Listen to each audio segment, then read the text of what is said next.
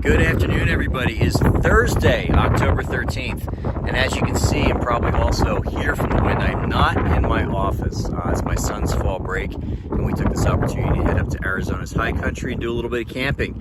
And while I'm at it, I'm going to take this opportunity to sing the praises of my adopted state of Arizona. Our high country here is really some of the most spectacular in the entire world, and it's been great spending a few days up here.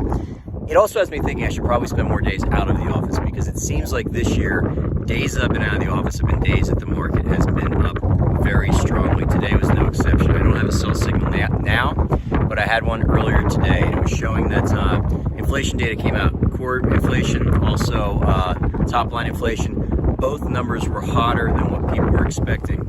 Before the open this morning, you saw that futures were down quite a bit. It looked like it was going to be an opening down 400 or 500 Dow points.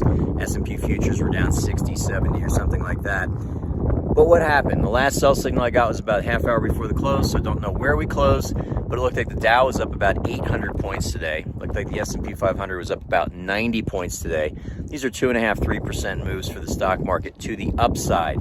Major reversal from what you saw in the early morning. Now, I'm not foolish enough to try to call a bottom here, because my 25 plus years now in the business has taught me that's a really that's a way to make yourself look really dumb really quickly. However, when you see a turnaround day like this on really bad news, that tends to be a positive thing. That's the kind of price action that tends to happen when you are closer to a bottom, that's for sure. And this morning we had inflation data that was bad. You had the market getting hammered pre-opening, futures down a lot. It looked like the Dow was going to be down a lot. The Dow opened down significantly as well. And at that point, they just came, and it looks like they took them all day long and closed.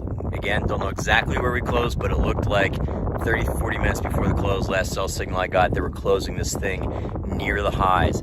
That's a big reversal. When you start to see the market go up on bad news, that means a lot of the bad news, hopefully at this point, has been built into it. So wanted to just get a quick video out there and share that with you.